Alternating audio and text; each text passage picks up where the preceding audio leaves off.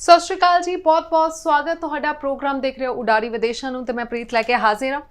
एक बार फिर तो साडे स्टूडेंट्स की गल होएगी जी कि किहड़ी कंट्री की की फॉर्मैलिटी रहेगी। इस बारे असीं हमेशा डिस्कशन करते हैं किहड़ा बच्चा किस तरीके दे नाल बाहर जा सकदा। फिर तो तमाम सारे सवालों के जवाब तुहानूं मिलणगे। सो मैं पहुंची हाँ जी ESS ग्लोबल के ऑफिस दे विच मिस्टर रोहित सेठी साडे नाल होणगे। सब तो पहला स्वागत करते हैं। Hello sir, welcome to the show. साडे नाल जुड़े सारे दर्शकों को मेरे वालों ते ESS की पूरी टीम वालों प्यार भरा सत श्री अकाल जी। सो सवाल पूछने तो पहला मैं ऑडियंस को दस दिनी है, नंबर लगातार टीवी स्क्रीन पर फ्लैश हो रहे हैं, ऑफिस के एड्रैस फ्लैश हो रहे हैं। तो मन दे विच कोई भी सवाल है, अपना प्रोफाइल तुसी डिस्कस करना चाहते हो तो हुणे इन्हां नंबर पर कॉल कर सकते हो। ऑफिस दे विच विजिट करना चाहो तो मोस्ट वेलकम है। रोहित जी, मैं कंट्रीज़ नूं लैके गल करन तो पहला जिवें कि तुहाडे सैमीनार्स करवाए गए ने रीसेंटली, उस बारे गल करना चाहांगी किदां दा रिस्पॉन्स रहा। तो सब तो पहला दसो कि मोटिव की सीगा इन्हां सैमीनार्स दा। देखो, हर कोई कंसलटेंट या हर कोई स्टूडेंट या हर कोई स्टैटिस्टिक्स जब कैनेडा नूं लैके स्पैसीफिकली डिस्कस हुंदा है, एवरीबडी इज़ लुकिंग इनटू जिहड़े बच्चों का वीज़ा आ जाता है। हर कोई उही ट्रंपेट बजाता है, असीं भी उही बजाते सीगे भी साडा सक्सैस रेट 80% है। 20% हालातां दे मारे या हाई कमीशन दे फाइल नहीं समझा पाए उहदा रिजैक्शन आता है। तो एक एवरेज निकल के आती है Canada which almost 65 to 70% visa success है। 30% बच्चा रिजैक्शन वाले पासे जाता है, चाहे वह एक बार, दो बार, तीन बार फाइल लाता है। ये रेशो 30% के करीब रहिंदा है हर किसी जनरल स्टैटिस्टिक्स का। ये सैमीनार का मकसद सीगा जब असी देखा भी वो सब 70% वाले बच्चों की गल करते हैं, 30% वाले बच्चों को ऑप्शन होंदी है या असी भी कहते हैं तुसी अपना कंट्री डेस्टिनेशन बदल लो। जे 3 बार कैनेडा दे नाल मत्था मार लिया फिर भी तुहाडा वीज़ा नहीं लगता पिया तो गुड है, तुसी अपना कंट्री डेस्टिनेशन बदल लो तो एंड अपने आलस जो वैलीडेशन है उन्होंने बरकरार रखते हुए परले पासे तुर पो। Whereas recently we explored certain option जिहदे उत्ते पिछले 3-4 महीने तो काम चलता पिया सीगा। असी कुछ बच्चों के जिहड़े रिजैक्शन है वो चैलेंज किए जुडिशियल रिव्यू दे विच, उत्थों दे कोर्ट दे विच जाके with the help of solicitors जो कनेडियन सॉलिसिटर सीगे। एंड जब उन्हों का रिजल्ट पॉजिटिव आया, जिन्होंने एक एबरीवेशन का नाम दिता जाता JR, जुडिशियल रिव्यू का शॉर्ट फॉर्म है JR दे विच जदों वीज़े निकले then we become confident that यह चीज़ां एक केप्स ते जाके नहीं मुकदियां। 3-4 बार रिजैक्शन होया है एंड कई बार बच्चा ते कंसलटेंट ये क्वेश्चन मार्क लैके बैठे होंदे ने, मेरी सारी फाइल वधिया है, 90% नंबर है, आल्स ठीक है, तो बार बार वो 2161 या परपज़ ऑफ विजिट और 220 AB जिहड़े क्लॉजेस ने उन्हां तो बाद सानू रिजैक्शन क्यों देई जांदे ने। चीज़ कई बार समझ तो बाहर हुंदी है क्योंकि सानू उन्ना ही दिखता है जो असीं देखना चाहते हैं, बट की वो एक्चुअल दे विच फैक्ट है, the answer is no.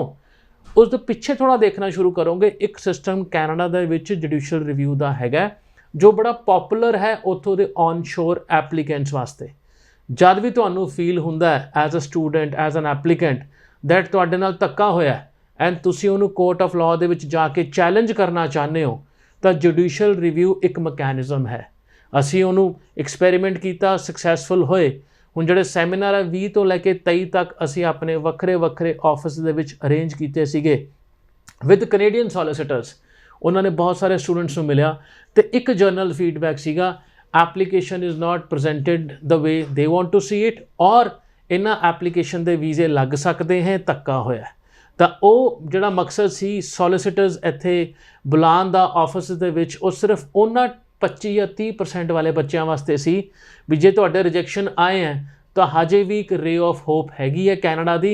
If you are interested तो उस सैमीनार का हिस्सा बनो and with the support of all the students जिहड़े उस सैमीनार विच आए, it was very successful seminar. सानू लग्या भी 30% बच्चे जिहड़ा रिजैक्ट हुंदा है हुण शायद इहनूं कंट्री चेंज करन दी लोड़ नहीं पएगी जो उहदी प्रोफाइल चंगी तरह प्रजेंट कीती हुई है पहली एप्लीकेशनस दे विच।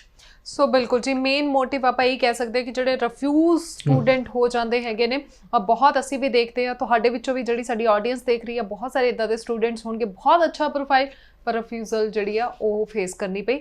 सो मेन उस नूं लैके ये सैमीनार्स जोड़े करवाए गए ने, आई होप कि बहुत सक्सैसफुल रहे ने सैमीनार्स।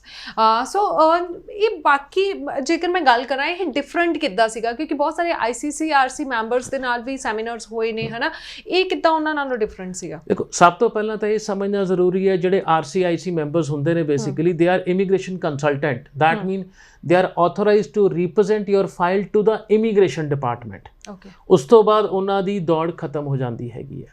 ਦੇ can file your application, they can refile your application or they can refile your application number of time ਜਦ ਤੱਕ ਤੁਸੀਂ ਓਕੇ ਹੈਗੇ ਹੋ। RCIC ਮੈਂਬਰ ਆਪਣਾ ਪੂਰਾ ਐਕਸਪੀਰੀਅੰਸ ਲਾਉਂਦਾ ਹੈਗਾ, ਪੂਰੇ ਨੌਲੇਜ ਜਿਹੜੀ ਕਾਨੂੰਨ ਦੀ ਉਹਨੇ ਇਮੀਗ੍ਰੇਸ਼ਨ ਲਾਅ ਦੀ ਪੜ੍ਹੀ ਹੈ ਉਹ ਲਾਉਂਦਾ। ਐਂਡ ਉੱਥੇ ਜਾ ਕੇ ਕਿਤੇ ਨਾ ਕਿਤੇ ਅਸੀਂ ਸਭ ਨੇ ਦੇਖਿਆ ਪ੍ਰੈਕਟੀਕਲੀ 2 ਜਾਂ 3 ਰਿਫਿਊਜ਼ਲ ਤੋਂ ਬਾਅਦ ਆਪ ਨੂੰ ਸਮਝ ਆਉਣਾ ਥੋੜ੍ਹਾ ਜਿਹਾ ਘੱਟ ਹੋ ਜਾਂਦਾ ਵੀ ਹੁਣ ਚੌਥੀ ਐਪਲੀਕੇਸ਼ਨ ਨੂੰ ਕਿਵੇਂ ਅਲੱਗ ਤਰੀਕੇ ਨਾਲ ਪੇਸ਼ ਕੀਤਾ ਜਾਵੇ। ਇੱਕ ਲਿਮਿਟੇਸ਼ਨ ਆਫ ਨੌਲੇਜ ਆ ਜਾਂਦਾ ਹੈ, ਲਿਮਿਟੇਸ਼ਨ ਆਫ ਐਕਸਪੋਜ਼ਰ ਆ ਜਾਂਦਾ ਹੈ, ਜਾਂ ਇੱਕ ਡੈਡ ਐਂਡ ਆ ਜਾਂਦਾ ਹੈ। ਅਸੀਂ ਆਮ ਤੌਰ 'ਤੇ ਸਾਡਾ ਮੈਕੈਨਿਜ਼ਮ ਕੀ ਰਹਿੰਦਾ, ਜੇ ਕਿਸੇ ਬੱਚੇ ਦਾ ਵੀਜ਼ਾ ਰਿਫਿਊਜ਼ ਹੁੰਦਾ ਹੈ ਅਸੀਂ ਉਹਦਾ SOP ਜਾਂ ਸਟੇਟਮੈਂਟ ਆਫ ਪਰਪਸ ਕਿਸੇ ਦੂਸਰੇ ਬੰਦੇ ਨੂੰ ਦਿੰਦੇ ਹਾਂ ਤਾਂ ਕਿ ਉਹ ਇੱਕ ਨਵੀਂ ਫਰੈਸ਼ਨੈਸ ਦੇ ਨਾਲ ਉਹ 'ਤੇ ਕੰਮ ਕਰਨਾ ਸ਼ੁਰੂ ਕਰੇ। ਜੇ ਪੁਰਾਣੀ ਐਪਲੀਕੇਸ਼ਨ ਪੁਰਾਣੇ ਬੰਦੇ ਕੋਲ ਹੀ ਚਲੀ ਜਾਏਗੀ ਉਹਦਾ ਇੱਕ ਦਿਮਾਗ ਦਾ ਬਲੌਕ ਆ ਜਾਏਗਾ, ਕਿਉਂਕਿ ਉਹਨੇ ਪਹਿਲੀ ਵਾਰ ਹੀ ਪੂਰਾ ਬੈਸਟ ਦਿੱਤਾ ਹੁੰਦਾ, ਦੂਜੀ ਵਾਰ ਉਹ ਕੀ ਵੱਖਰਾ ਕਰੇਗਾ, ਸ਼ਾਇਦ 4-5 ਲਾਈਨਾਂ ਉੱਪਰ ਥੱਲੇ ਕਰ ਦੇਗਾ, ਤੀਜੀ ਵਾਰ ਜੇ ਉਹਨੂੰ ਉਹੀ ਐਪਲੀਕੇਸ਼ਨ ਦੁਬਾਰਾ ਰੀਪ੍ਰੈਜ਼ੈਂਟ ਕਰਨੀ ਪੈ ਗਈ ਉਹਦਾ ਮਾਈਂਡ ਬਲੌਕ ਵਿੱਚ ਰਹਿ ਜਾਏਗਾ।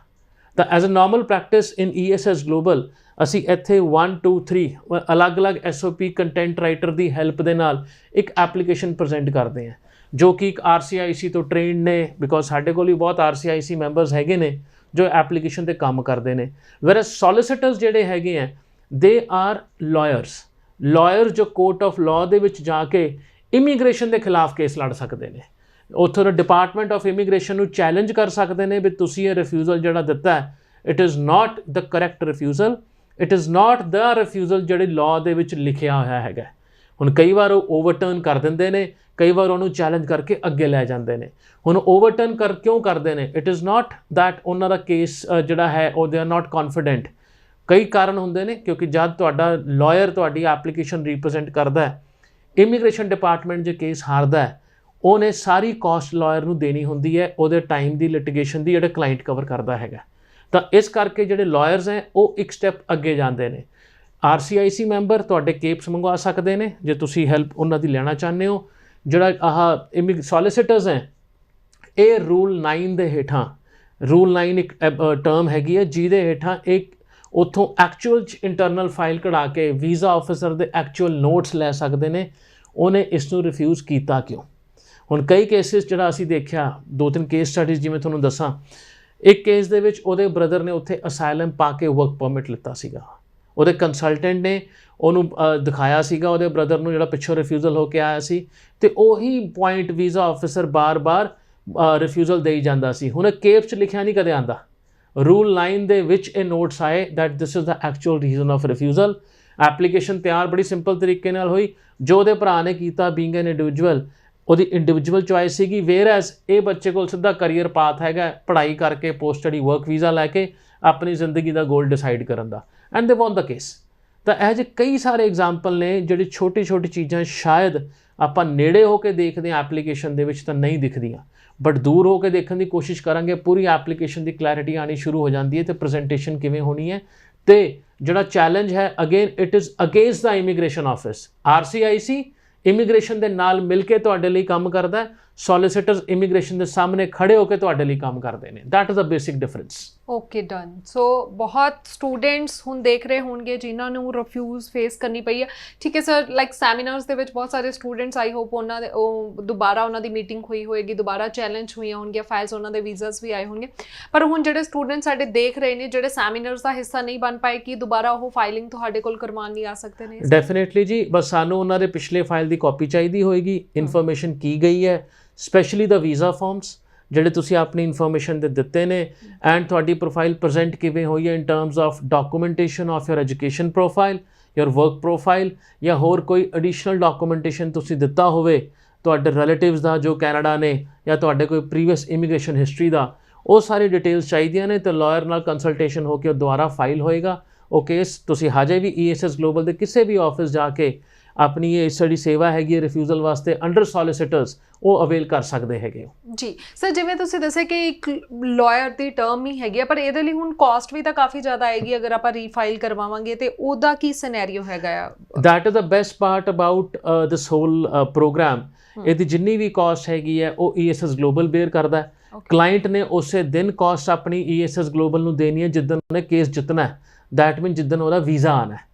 ਉਸ ਤੋਂ ਪਹਿਲਾਂ ਦੇ ਜਿਹੜੀ ਵੀ ਕਾਸਟ ਇਨਵੋਲਵਡ ਹੈਗੀ ਹੈ that ESS Global will bear for the solicitors. Okay done. So ਇਹ ਵੀ ਤੁਸੀਂ ਹੁਣ ਟੈਨਸ਼ਨ ਲੈਣ ਦੀ ਜ਼ਰੂਰਤ ਨਹੀਂ ਹੈਗੀ ਕਿ ਜਿਸ ਦਿਨ ਤੁਸੀਂ ਕੇਸ ਜਿੱਤ ਜਾਓਗੇ ਤੁਸੀਂ ਉਸ ਦਿਨ ਆਪਣੀ ਫਾਈਲ ਦੇਣੀ ਹੈ। ਅੱਛਾ, ਇਹਦੇ ਨਾਲ ਲਾਈਕ ਠੀਕ ਹੈ, ਇੱਕ ਪਹਿਲੀਆਂ ਫਾਈਲ ਸੀਗੀਆਂ, ਰਿਫਿਊਜ਼ਲ ਆ ਗਈ, ਉਹਨੂੰ ਆਪਾਂ ਦੁਬਾਰਾ ਕਰ ਸਕਦੇ ਹਾਂ ਚੈਲੰਜ। ਹੁਣ ਨਵੀਆਂ ਫਾਈਲਸ 'ਚ ਵੀ ਕਿਤੇ ਨਾ ਕਿਤੇ ਇੰਪਰੂਵਮੈਂਟ ਹੁਣ ਨਜ਼ਰ ਆਏਗੀ ਕਿ ਪਤਾ ਲੱਗ ਗਿਆ ਕਿ ਹੁਣ ਆਹ ਪ੍ਰੋਬਲਮ ਆਉਂਦੀ ਸੀਗੀ, ਇਸ ਵਜ੍ਹਾ ਦੇ ਨਾਲ ਹੀ ਰਿਫਿਊਜ਼ਲ ਫੇਸ ਕਰਨੀ ਪੈਂਦੀ ਸੀ, ਹੁਣ ਅਸੀਂ ਇਹ ਵਾਲੀ ਗਲਤੀ ਨਵੀਂ ਫਾਈਲ ਦੇ ਵਿੱਚ ਨਹੀਂ ਕਰਨੀ। ਮੈਮ ਇੱਕ ਨਾ ਇੱਥੇ ਵੀ ਅੰਡਰਸਟੈਂਡ ਐਜ਼ ਐਨ ਆਊਟਸਾਈਡਰ ਵੀ ਮੇਰੀ ਫਾਈਲ ਬਹੁਤ ਵਧੀਆ ਸੀਗੀ, ਥੋੜਾ ਸੁਧਾਰ ਲਿੱਤੀ ਜਾਵੇ, ਬਟ ਇੱਕ ਥੋੜਾ ਸਟੈਟਿਸਟਿਕਸ ਦਿੰਦਾ। ਇੱਕ ਸਰਵੇ ਹੋਇਆ ਆਸਟ੍ਰੇਲੀਅਨ ਮਿਨਿਸਟਰਸ ਨੇ ਕੀਤਾ ਇੰਡੀਆ ਦੇ ਲਈ, ਹਰ ਮਹੀਨੇ 10 ਲੱਖ ਬੱਚਾ 18 ਸਾਲ ਦਾ ਹੁੰਦਾ। ਹੁਣ ਉਹ 10 ਲੱਖ ਵਿੱਚੋਂ ਮੰਨ ਲਓ 10% ਵੀ ਬਾਹਰ ਜਾਣ ਦੀ ਸੋਚਦਾ ਹੋਇਆ। Look at the volume. ਹੁਣ ਇੰਨਾ ਵੋਲਿਊਮ ਬੱਚਾ ਜਦ ਬਾਹਰ ਦਾ ਵੀਜ਼ਾ ਅਪਲਾਈ ਕਰਦਾ ਹੈ, ਉਹਨਾਂ ਨੇ ਦੇਣਾ ਤਾਂ ਓਨਾ ਹੀ ਵੀਜ਼ਾ ਹੈ ਨਾ ਜਿੰਨਾ ਉਹਨਾਂ ਦਾ ਕੋਟਾ ਅਲਾਓ ਕਰਦਾ ਹੈ। That is one of the reason 90% ਵਾਲਾ ਬੱਚਾ ਵੀ ਰਿਜੈਕਟ ਹੋ ਜਾਂਦਾ, ਇੱਕ ਵਾਰ ਨਹੀਂ, 2 ਵਾਰ 3 ਵਾਰ ਵੀ। ਤਾਂ ਜੇ ਮੈਂ ਉਹਨਾਂ ਦੀ ਦੁਨੀਆ ਦੇਖਾਂ ਜਾਂ ਸਮਝਣ ਦੀ ਕੋਸ਼ਿਸ਼ ਕਰਾਂ, ਉਹਨਾਂ ਕੋਲ ਇਸ ਟਾਈਮ ਬਹੁਤ ਸਾਰਾ ਬੱਚਾ ਹੈ। ਦੇ ਡੋਂਟ ਕੇਅਰ ਤੁਹਾਡੇ ਕੋਲ 90% ਨੰਬਰ ਹੈ ਜਾਂ 85% ਨੰਬਰ ਹੈ ਜਾਂ 50% ਨੰਬਰ ਹੈ।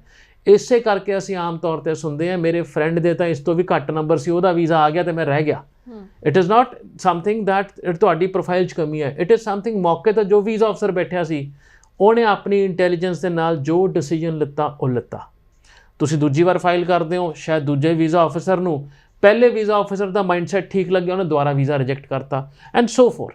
ਤਾਂ ਅੱਜ ਇਹ ਕਹਿਣਾ ਵੀ ਹਾਂਜੀ ਇੱਕ ਵਾਰ ਰਿਜੈਕਸ਼ਨ ਆਇਆ, ਦੂਜੀ ਵਾਰ ਹਰ ਕੋਈ ਕੋਸ਼ਿਸ਼ ਕਰਦਾ ਚੰਗਾ SOP ਜਾਂ ਚੰਗੀ ਅਪੀਲ ਬਣਾ ਕੇ ਉਹਨੂੰ ਦੁਬਾਰਾ ਲੜਿਆ ਜਾਵੇ, ਥਰਡ ਟਾਈਮ ਵੀ ਇਹੀ ਕੋਸ਼ਿਸ਼ ਹੁੰਦੀ ਹੈ। ਪਰ ਕਿਤੇ ਨਾ ਕਿਤੇ ਆ ਕੇ ਆ ਸੋਚ ਦਾ ਜਿਹੜਾ ਮਾਈਂਡ ਬਲੌਕ ਹੈ ਨਾ ਦਿਮਾਗ ਦਾ, ਕਿਤੇ ਨਾ ਕਿਤੇ ਆ ਕੇ ਡੈਡ ਐਂਡ 'ਤੇ ਆ ਜਾਂਦਾ ਹੈ। ਮਤਲਬ ਕਿੰਨਾ ਕੁ ਸੋਚ ਲਾਂਗੇ ਇੱਕ ਪਰਟੀਕੂਲਰ ਆਕੂਪੇਸ਼ਨ ਬਾਰੇ। ਹੌਸਪਿਟੈਲਿਟੀ ਕਰਨੀ ਹੈ ਤਾਂ ਕੀ ਹੌਸਪਿਟੈਲਿਟੀ ਵਿੱਚ 5 ਸਟਾਰ ਹੋਟਲ ਮੈਂਸ਼ਨ ਹੋ ਜਾਣਗੇ, ਕਰੀਅਰ ਮੈਂਸ਼ਨ ਹੋ ਜਾਏਗਾ, ਸੈਲਰੀ ਮੈਂਸ਼ਨ ਹੋ ਜਾਊਗਾ ਵੀ ਇਹ 15 ਲੱਖ ਰੁਪਏ ਲਾ ਕੇ ਮੈਨੂੰ ਇੰਨੇ ਦਾ ਰਿਟਰਨ ਔਨ ਇਨਵੈਸਟਮੈਂਟ ਮਿਲੇਗਾ। But those are just statistics. ਇਹ ਉਹਨਾਂ ਨੂੰ ਪਹਿਲੇ SOP 'ਚ ਵੀ ਪਤਾ ਸੀਗਾ, ਦੂਸਰੇ SOP ਵਿੱਚ ਵੀ ਪਤਾ ਸੀ। ਹੁਣ ਇੱਕ ਬਹੁਤ ਮੇਜਰ ਫੈਕਟਰ ਕੈਨੇਡਾ ਵਿੱਚ ਕੀ ਹੈ, ਸ਼ਿਨੂਕ। ਅਸੀਂ ਬਹੁਤ ਦੇਰ ਪਹਿਲਾਂ ਸੁਣਿਆ ਸੀ ਜਿੰਨਾ ਵੀ ਆਰਟੀਫਿਸ਼ੀਅਲ ਇੰਟੈਲੀਜੈਂਸ ਰਿਜੈਕਟ ਕਰਦਾ ਪਿਆ ਹੈ ਦੈਟ ਇਜ਼ ਅੰਡਰ ਸ਼ਿਨੂਕ। ਉਹ ਹਜੇ ਵੀ ਇਨ ਪਲੇਸ ਹੈਗਾ, ਹਜੇ ਵੀ ਉਹ ਆਪਣਾ ਐਕਟਿਵਲੀ ਪਾਰਟਿਸਿਪੇਸ਼ਨ ਕਰਦਾ ਹੈਗਾ in terms of approvals and rejections. ਹੁਣ ਤੁਹਾਡੀ ਫਾਈਲ ਜੇ ਵੀਜ਼ਾ ਆਫਿਸਰ ਨੇ ਪੜ੍ਹੀ ਨਹੀਂ ਹੈ, ਕੰਪਿਊਟਰ ਨੇ ਪੜ੍ਹੀ ਹੈ, ਉਹ ਕੀ ਅੰਡਰਸਟੈਂਡਿੰਗ ਉਹਨਾਂ ਆਪਾਂ ਐਕਸਪੈਕਟ ਕਰ ਲਾਂਗੇ। ਉਹਦੇ ਕੋਲ ਤਾਂ ਫਲੋ ਚਾਰਟ ਵਰਗੇ ਫੈਕਟਰਸ ਹੈਗੇ ਨੇ, ਆਈਦਰ ਦਿਸ ਔਰ ਦੈਟ। ਜੇ ਇਹ ਹੈਗਾ ਤਾਂ ਵਾਟ ਵਿਲ ਬੀ ਦ ਕੌਨਸੀਕੁਐਂਸਿਸ, ਜੇ ਲੈਫਟ ਸਾਈਡ ਹੈ ਤਾਂ ਵਾਟ ਆਰ ਦ ਕੌਨਸੀਕੁਐਂਸਿਸ। ਬੜੀ ਸਿੰਪਲ ਜੀ ਗੱਲ ਹੈਗੀ ਹੈ। ਤਾਂ ਕੈਨੇਡਾ ਵਿੱਚ ਜਿੰਨੀ ਵਾਰ ਤੁਸੀਂ ਫਾਈਲ ਲਾਣਾ ਚਾਹੁੰਦੇ ਹੋ ਜ਼ਰੂਰ ਲਾਓ। ਇਸੇ ਲਈ ਉਹ ਲਿਖ ਕੇ ਦਿੰਦੇ ਨੇ you are welcome to reapply. ਜੇ ਤੁਹਾਨੂੰ ਲੱਗਦਾ ਹੈ ਤੁਸੀਂ ਉੱਪਰਲੇ ਪੁਆਇੰਟ ਰਿਜੈਕਸ਼ਨ ਵਾਲੇ ਐਕਸਪਲੇਨ ਕਰ ਸਕਦੇ ਹੋ ਤਾਂ, ਨਹੀਂ ਤਾਂ ਦਿਸ ਇਜ਼ ਦਾ ਨਿਊ ਜਿਹੜਾ ਆਉਣ ਵਾਲਾ ਟਾਈਮ ਹੈਗਾ ਜੁਡੀਸ਼ੀਅਲ ਰਿਵਿਊ ਦਾ, ਆਈ ਫਰਮਲੀ ਬਿਲੀਵ ਇਹ ਬਹੁਤ ਪੋਪੂਲਰ ਹੋਏਗਾ। ਪੋਪੂਲਰ ਕਿਉਂ ਹੋਏਗਾ? ਕਿਉਂਕਿ ਜਿੱਥੇ ਕੇਪਸ ਦੀ ਟਰਾਂਸਲੇਸ਼ਨ, RCIC ਦਾ ਲਿਮਿਟੇਸ਼ਨ ਜਾਂ ਏਜੰਟ ਦਾ ਲਿਮਿਟੇਸ਼ਨ ਆ ਜਾਂਦਾ ਹੈ, the solicitors boom will come in Canada very soon, ਜਿੱਥੇ ਉਹ ਜੁਡੀਸ਼ੀਅਲ ਰਿਵਿਊ ਰਾਹੀਂ ਕੇਸ ਤੁਹਾਡੇ ਡਿਸੀਜਨ ਜਿਹੜੇ ਹੈ ਪਲਟੇ ਜਾਣਗੇ।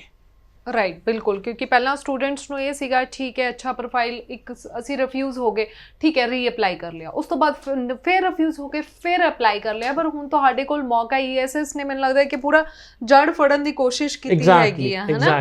ਤੇ ਹੁਣ ਮੌਕਾ ਜੀ ਤੁਸੀਂ ਆਪਣਾ ਮਤਲਬ ਕਿ ਇੱਕ ਚੈਲੰਜ ਕਰ ਸਕਦੇ ਹੋ। ਸੋ ਸਟੂਡੈਂਟ ਜਿਹੜੇ ਵੀ ਰਿਫਿਊਜ਼ ਹੋ ਚੁੱਕੇ ਨੇ ਆਲਰੇਡੀ ਕਿਸੇ ਵੀ ਕੰਪਨੀ ਤੋਂ, ESS ਤੁਹਾਡਾ ਵੈਲਕਮ ਕਰਦਾ। ਨੰਬਰ ਲਗਾਤਾਰ TV ਸਕਰੀਨ ਤੇ ਫਲੈਸ਼ ਨਹੀਂ। ਜੇਕਰ ਤੁਸੀਂ ਆਪਣੀ ਫਾਈਲ ਨੂੰ ਚੈਲੰਜ ਕਰਵਾਉਣਾ ਚਾਹੁੰਦੇ ਹੋ ਤੁਹਾਡਾ ਵੀ ਮੋਸਟ ਵੈਲਕਮ ਹੈ। ਅੱਛਾ, ਹੁਣ ਜਿਵੇਂ ਕਿ ਤੁਸੀਂ ਕਿਹਾ ਕਿ ਵਾਕਈ ਗੱਲ ਵੀ ਸਹੀ ਹੈ ਕਿ ਬਹੁਤ ਸਾਰੀ ਫਾਈਲਿੰਗ ਹੈ, ਸਿਰਫ ਪੰਜਾਬ ਦਾ ਬੱਚਾ ਨਹੀਂ ਹੈਗਾ, ਬਹੁਤ ਜਗ੍ਹਾ ਤੋਂ ਬੱਚਾ ਜਿਹੜਾ ਅਪਲਾਈ ਕਰਦਾ ਕੈਨੇਡਾ ਵਾਸਤੇ, ਬਹੁਤ ਰਸ਼ ਵੀ ਹੈ। ਪਰ ਹੁਣ ਇਹਦਾ ਸੋਲਿਊਸ਼ਨ ਕੀ ਹੈ? ਬੱਚਾ ਤਾਂ ਪਹਿਲਾਂ ਹੀ ਘਬਰਾ ਜਾਏਗਾ, ਪਤਾ ਨਹੀਂ ਮਤਲਬ ਕਿ ਇਹ ਰਿਸਕ ਹੀ ਹੋ ਗਿਆ, ਬੱਚੇ ਨੂੰ ਪਤਾ ਹੀ ਨਹੀਂ ਕਿ ਮੇਰਾ ਵਧੀਆ ਪ੍ਰੋਫਾਈਲ ਹੈ ਤਾਂ ਵੀ ਮੈਂ ਰਿਫਿਊਜ਼ ਹੋ ਸਕਦਾ ਹੈ। ਸੋ ਬੱਚਾ ਘਬਰਾ ਕੇ ਹੁਣ ਅਪਲਾਈ ਕਰੇ, ਕੀ ਸੋਲਿਊਸ਼ਨ ਕੀ ਇਹਦਾ ਨਿਕਲੇਗਾ? ਸੋਲਿਊਸ਼ਨ ਬੇਸਿਕਲੀ ਇਹੀ ਹੈ, ਆਪਣੀ ਫਾਈਲ ਨੂੰ ਐਕਸੈਪਟ ਕਰੋ, ਓਵਰ ਕੌਨਫੀਡੈਂਸ ਨਾ ਆਓ। ਈਵਨ ਤੁਹਾਡੇ 55% ਨੰਬਰ ਹੈ, ਤੁਹਾਡੇ ਕੋਲ ਵੀਜ਼ਾ ਚਾਂਸਸ ਉਨੀ ਹੈ ਜਿਹਨੇ 80% ਵਾਲੇ ਕੋਲ ਹੈਗੇ। ਉਹਨੂੰ ਕਿਸਮਤ ਦਾ ਨਾਮ ਦੇ ਦਈਏ ਜਾਂ ਪ੍ਰੋਫਾਈਲ ਦਾ ਨਾਮ ਦੇ ਦਈਏ ਜਾਂ ਇਨਟੇਕ ਦੇ ਵਿੱਚ ਕੁਝ ABC ਹੋ ਗਿਆ, ਕੁਝ ਵੀ ਤਸੱਲੀ ਲਈ ਦੇ ਦਿਓ। ਤੁਹਾਡੇ 'ਚ ਇੰਨਾ ਓਵਰ ਕੌਨਫੀਡੈਂਸ ਨਹੀਂ ਆਉਣਾ ਚਾਹੀਦਾ ਵੀ ਮੇਰੇ ਤਾਂ 7 ਬੈਂਡ ਆ ਗਿਆ ਤਾਂ ਵੀਜ਼ਾ ਆ ਹੀ ਜਾਣਾ ਹੈ। That will be a wrong transformation or translation of the law for your profile. ਤਾਂ ਉਹ ਬੱਚਾ ਆਪਣੇ ਚੰਗਾ SOP, ਚੰਗਾ ਕੋਰਸ ਲੈ ਕੇ ਜਾਵੇ। ਇਹ ਮੈਂ ਅੱਜ ਦਾ ਨਹੀਂ, ਪਿਛਲੇ 3 ਸਾਲਾਂ ਤੋਂ ਬਾਰ-ਬਾਰ ਇਸੇ platform plus another digital platform ਤੋਂ ਕਹਿਣਾ ਰਹਿਣਾ, ਤੁਸੀਂ ਕੋਰਸ ਵਾਲੇ ਪਾਸੇ ਫੋਕਸ ਰੱਖੋ। ਤੁਹਾਡੇ ਚਾਚਾ ਜੀ ਦੇ ਘਰ ਦੇ ਕੋਲ ਕਿਹੜਾ ਕਾਲਜ ਹੈ, ਜੇ ਫੋਕਸ ਉਸ ਤੇ ਹੋਇਆ, ਵੀਜ਼ਾ ਰਿਜੈਕਸ਼ਨ ਦੇ ਚਾਂਸਸ ਆਟੋਮੈਟਿਕਲੀ ਵੱਧ ਜਾਣਗੇ, ਕਿਉਂਕਿ ਵੀਜ਼ਾ ਅਫਸਰ ਨੇ ਤੁਹਾਡੇ ਬੈਕਗਰਾਊਂਡ ਪਲੱਸ ਕੋਰਸ ਦੇ ਨਾਲ ਵੀਜ਼ਾ ਦੇਣਾ। ਹੋਰ ਕੋਈ ਫੈਕਟਰ ਨਹੀਂ ਹੈ ਉਹਦੇ ਕੋਲ। ਜਿੰਨੀ ਤੁਸੀਂ 1 ਸਾਲ ਦੀ ਫੀਸ ਦਿੱਤੀ, ਉਹਨੇ ਕਿਸੇ ਹੋਰ ਨੇ ਦਿੱਤੀ ਹੈ। ਜਿੰਨਾ ਤੁਸੀਂ GIC ਲਾਇਆ, ਉਹਨਾਂ ਕਿਸੇ ਹੋਰ ਨੇ ਲਾਇਆ। ਫਿਰ ਤੁਹਾਡੀ ਪ੍ਰੋਫਾਈਲ 'ਚ ਐਕਸਟਰਾ ਕੀ ਹੈਗਾ ਜੇ ਵੀਜ਼ਾ ਅਫਸਰ ਤੁਹਾਨੂੰ ਐਕਸਟਰਾ ਲਿਵਰੇਜ ਜਾਂ ਤੁਹਾਡੀ ਪ੍ਰੋਫਾਈਲ ਬਾਰੇ 2 ਵਾਰ ਸੋਚੇਗਾ? The course is the only option. ਜਿਹੜਾ ਕੋਰਸ ਕਰਨ ਚੱਲੇ ਹੋ, ਤੁਹਾਨੂੰ ਕਿਸ ਕਾਬਿਲ ਬਣਾਏਗਾ ਉਹ course, that means a lot and that is the only way ਤੁਹਾਨੂੰ ਉੱਥੇ ਵੀਜ਼ਾ ਸਕਸੈਸ ਵਧੇਗਾ। ਰਾਈਟ, ਬਿਲਕੁਲ, ਕਿਉਂਕਿ ਜਿਹੜੇ ਸਾਡੇ ਸਟੂਡੈਂਟਸ ਹੈਗੇ ਨੇ ਉਹਨਾਂ ਨੂੰ ਇਹੀ ਲੱਗਦਾ ਕਿ ਠੀਕ ਹੈ ਮੇਰੇ ਬੈਂਡਸ ਜਾਂ ਫਿਰ ਇੱਕ ਪਰਸੈਂਟੇਜ ਉਹੀ ਮੈਟਰ ਕਰਦੀ ਹੈ। ਬਹੁਤ ਸਾਰੇ ਸਟੂਡੈਂਟਸ ਨੂੰ ਇਹ ਵੀ ਨਹੀਂ ਪਤਾ ਹੁੰਦਾ ਮੈਂ ਕਿਹੜੇ ਕੋਰਸ ਵਾਸਤੇ ਅਪਲਾਈ ਕਰਨਾ, ਕਿਹੜੇ ਕਾਲਜ ਵਾਸਤੇ ਅਪਲਾਈ ਕਰਨਾ। ਆਪਣੇ ਕੰਸਲਟੈਂਟ ਕੋਲ ਜਾਂਦੇ ਨੇ ਜਿਹੜਾ ਮਰਜ਼ੀ ਕੋਰਸ ਦੇ। ਤਾਂ ਬਹੁਤ ਸਾਰੇ ਸਟੂਡੈਂਟ ਇਦਾਂ ਦੇ ਵੀ ਨੇ, ਸਿੱਧਾ ਮਕਸਦ ਹੈ ਮੈਨੂੰ ਤਾਂ ਅਜੇ ਕੈਨੇਡਾ ਪਹੁੰਚਾ ਦਿਓ, ਜਿੱਦਾਂ ਮਰਜ਼ੀ ਪਹੁੰਚਾਓ। ਐਂਡ ਤਾਂ ਹੀ ਉਹ ਕਹਾਣੀਆਂ ਨਿਕਲ ਕੇ ਆਉਂਦੀਆਂ। 에ਅਰਪੋਰਟ ਤੇ ਕੋਈ ਵੀਜ਼ਾ ਅਫਸਰ ਆਇਆ, ਉਹਨੇ ਮੈਨੂੰ ਲਾਈਨ ਤੋਂ ਬਾਹਰ ਕੱਢਿਆ, ਮੈਨੂੰ ਉਹਨੇ ਕੋਰਸ ਪੁੱਛਿਆ, ਕਾਲਜ ਪੁੱਛਿਆ, ਮੇਰੇ ਕੋਲ ਜਵਾਬ ਨਹੀਂ ਸੀਗਾ।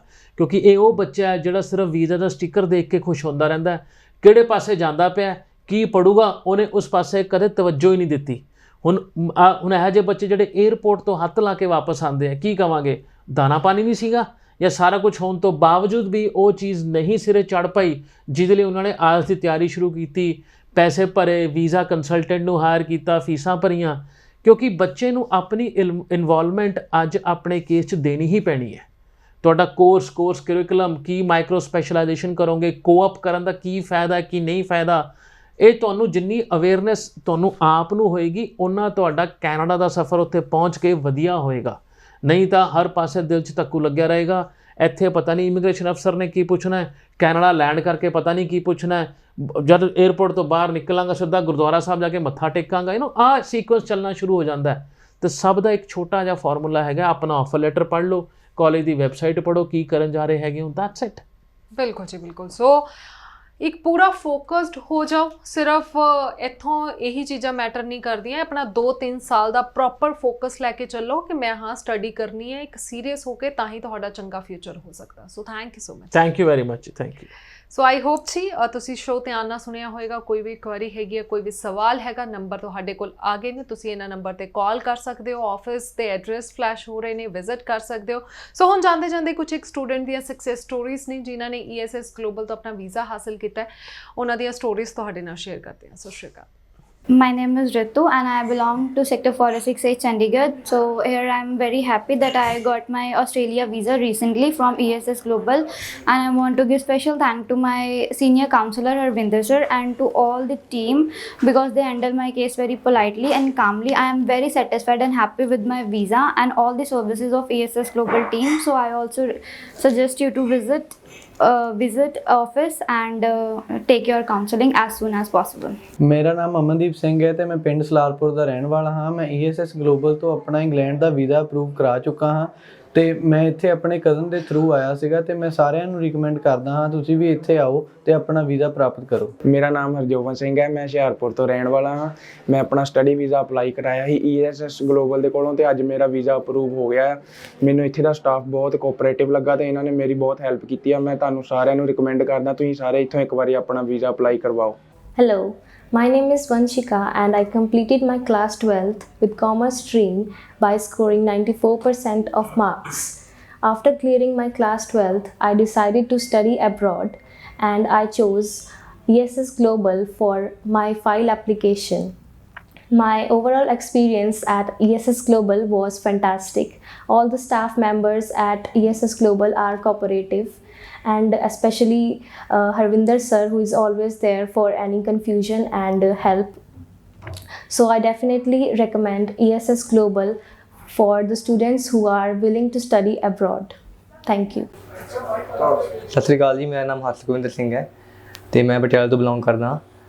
ਮੇਰੀਆਂ 3 ਰਿਫਿਊਜ਼ਲਾਂ ਸੀ ਕੈਨੇਡਾ ਤੋਂ ਪਹਿਲਾਂ, ਉਸ ਤੋਂ ਬਾਅਦ ਮੈਂ ESS ਗਲੋਬਲ ਆਇਆ ਤੇ ਹਰਵਿੰਦਰ ਸਰ ਨੇ ਮੈਨੂੰ ਵਧੀਆ ਗਾਈਡ ਕੀਤਾ ਤੇ ਅੱਜ ਮੇਰੇ ਹੱਥ 'ਚ ਮੇਰਾ UK ਦਾ ਵੀਜ਼ਾ ਹੈ ਤੇ ਮੈਂ ਤੁਹਾਨੂੰ ਵੀ ਸੁਜੈਸਟ ਕਰੂੰਗਾ ਜੇ ਤੁਸੀਂ ਵੀ ESS ਗਲੋਬਲ ਵਿਜ਼ਿਟ ਕਰੋ। Hello everyone, my name is Aryan. I belong from Bathinda. I have completed my class 12th in 2022 and I have scored 6.5 overall in my IELTS exam. I applied for my Canada study visa from ESS Global through Sujit sir. It was a nice experience with them, and I am today here to get my student visa within a month, and I really like their cooperation with me. Thank you. Hi, my name is Muskan. Today I got my visa with my spouse, and I got this visa in just 1.5 months, and I'm really very happy. The whole staff is really very cooperative, and I recommend you all to visit ESS Global, and thank you so much. Hello everyone, my name is Anjali and I am from Nakodar. मैंने अपनी 12th 2021 में complete करी थी, and after that I was searching for a good consultant. So through ads मेरे को पता चला ESS global के बारे में. सो मैं जब यहाँ पे आई तो मेरा काम बिल्कुल स्मूथली चला. मुझे कोई हसल एंड बसल नहीं हुई, मुझे किसी ने कोई परेशान नहीं किया. मैं जब भी कॉल करती थी they used to attend me very nicely, and सब कुछ बहुत नॉर्मली हुआ. And after few time after I guess 2 months I have got my visa, and I'm really very happy, and I will recommend each and every one of you to come here. Hi, my name is Deepika Dhadra, and I have got my visa today from ESS Global's Ludhiana branch. I got my visa almost in 20 days, and I had a great experience over here. The faculty is very nice, they are very polite. Special thanks to Pooja ma'am, who have been a great support throughout the journey of my visa filing. Then great appreciation to Mannat ma'am, who has helped me in getting my interview cleared out, and last but not the least, Chinu ma'am, who was a good motivator to give me positivity throughout the filing process. So it was a great experience, and I would recommend everybody to come and visit and do get your visas till now. Hi, my name is Kanpreet Singh Riyad, and today I have got my UK study visa, and I have applied my UK study visa from ESS Global, and this ESS Global branch in Jalandhar is very helpful for me, as they got my UK visa in 1.5 months, which is a very good time, and according to me everyone should visit once ESS Global for their study visas, and this is my visa.